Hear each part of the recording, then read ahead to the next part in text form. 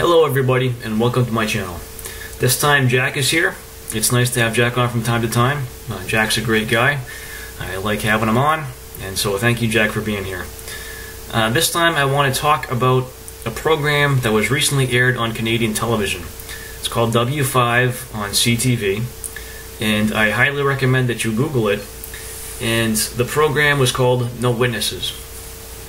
Basically, this program was an investigation into the cover-up of abusers of children within Jehovah's Witnesses. And the reporter involved was Avery Haynes, and she came to our event in November 4th and 5th rather, in Warwick, New York. And a large part of this was because Parker had informed her of it. So it was nice that she was there with her film crew. I got to talk with her, a number of us did. Her and her crew recorded some of the things and made a documentary and put it on television for people to see in Canada. And you can download it and see it around the world. So I recommend you look into that. And as I'm thinking about the weekend where that transpired, it was really a powerful weekend. Those of us who were there out of concern for people, not because we were there to self-promote or to aggrandize. In fact, most of the people involved, to be honest, are probably not as active in the community as they were before, and myself is certainly included in that category. We did not go there to make names for ourselves.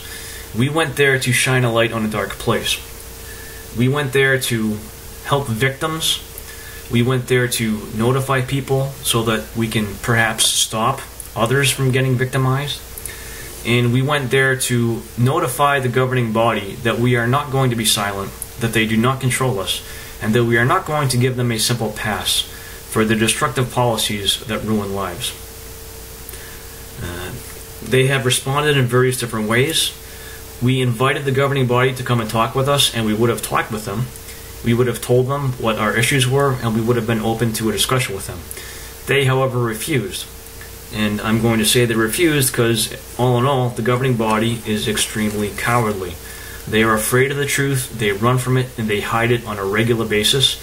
And if people try to bring the truth to them, they disfellowship them, and then they slander individuals that want to speak the truth. How culpable are they for this? I don't know. They have been under the influence of the Watchtower, most of them, for all of their lives. So how many of them are true believers versus how many of them know that they're doing something extremely evil is a question that I can't answer, and it's not my responsibility. Anyways, I just want to talk a little bit about that program that's going to be on. It's one that's definitely worth watching. It highlights a massive problem that has not been addressed, and my sincere hope is that this program causes some change. Numerous people, thousands of people, have been hurt by the two-witness rule. Individuals like Zeb Leatherman have gone around and have made this known in numerous kingdom halls. And in fact, in the documentary, they document the crashing of a kingdom hall by a number of us that told our stories. I was not one of the people that went into that kingdom hall. That kind of, to me, it showed me that I still had some things in my mind to work through with regards to the Watchtower. But there were a number of brave people that went into that kingdom hall and told their stories. Now, you can sit here and you can argue about whether or not it's right to crash a kingdom hall. And that's kind of a touchy subject. The problem with the Watchtower is there are certain ways you can get people to hear what you're saying. How effective is it to crash a kingdom hall? To the people in that kingdom hall at that given time, I don't know. It's hard to say. However, though, when the story gets out and other individuals see that, I think that's where the power comes in. So especially with the news stories that gets on television, not just for Jehovah's Witnesses to see, but for the general public to see. So as much as I would like to have the ability to individually reach every one of Jehovah's Witnesses, I have long since conceded the fact that that is not possible to do. However, if you can get something into their heads that they're then forced to think about, perhaps that will have an effect. But when you get something done that gets into the public eye, perhaps you can protect other people from falling victim to this group. So there are individuals out there that are still crashing kingdom halls, and they're doing so with the best of intentions to wake people up. And I think that there's probably going to be some productivity that comes out of that. There probably is a line that can be crossed. Where that line is, I am not the one to say. Again, myself, I have never crashed a meeting. I don't know is that that's going to be what I do. But I do support individuals that feel that that's the only way to communicate the issue, and that have done so. Because I feel that the event that took place at Warwick, and I think Mahwah, New Jersey was where that Kingdom Hall is located, I think that was very powerful. And I have to believe that individuals at that Kingdom Hall were touched, especially by the number of people that stood up and shared their stories. So there's a second aspect of this too that I've been thinking about, is groups like the Watchtower, when they feel they're under attack, they buckle down all the more so, and they develop a siege mentality.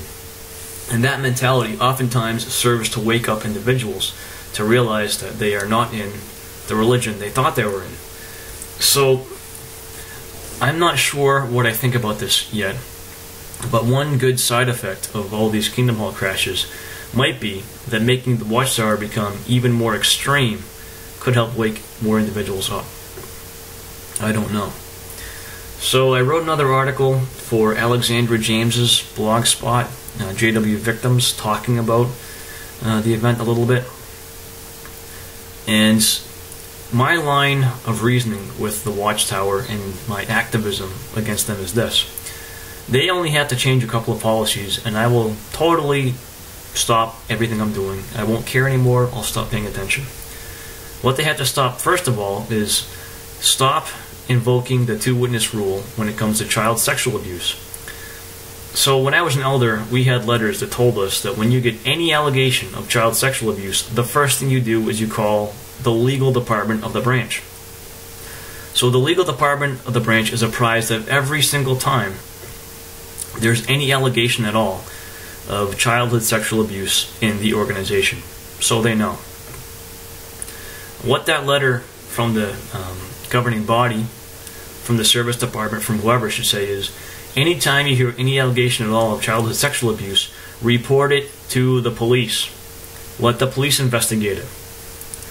Then, however you want to treat it congregationally, I'm fine with that. Once you've handed it off to the police, you have done your job. They can figure out whether it's true or false. I get that. No problem. The second policy that I want changed is the policy on disfellowshipping. So there are lots of people that would leave the Watchtower organization and Jehovah's Witnesses if not for the policy on shunning, on disfellowshipping. This policy serves to hold many people captive. It is undue influence. It is an abusive policy. It is not Christian. It is horrible. It is not scriptural. If this policy were ended, that would solve 99% of the problems with the Watchtower that I have. The third policy, of course, is the policy on coercing members to refuse blood transfusions. However, if you were to eliminate the disfellowshipping policy, you would not be able to coerce people to refuse blood transfusions, so that would almost become a moot point. So really the two primary policies, first of all, two-witness rule with regarding to childhood abuses, and second of all, disfellowshipping. If those two policies ended, I believe that the Watchtower would really not be as abusive an organization as they are. And the blood policy I would like to see go away, but if you can't disfellowship people, you have lost the fangs and the teeth and the claws that you have to scare people into refusing blood. Anyways, this is a long, winding, rambling rant about something, but I recommend look up W5 on CTV. No witnesses. Watch it. See it for yourself. You make your decision, and investigate the things that are said. I never expect you to believe me at my word, nor do I want you to. I want you to research things and to form your own decisions. Thanks for watching.